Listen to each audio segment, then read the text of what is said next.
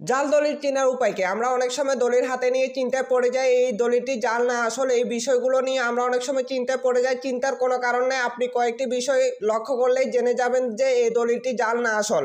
আপনার হাতে থাকা দলিলটি জাল না আসল আপনাকে জানতে হলে প্রথমে ওই দলিলটার দলিল নাম্বার এবং কি ক্রমিক নাম্বার এই বিষয়গুলো দেখতে হবে।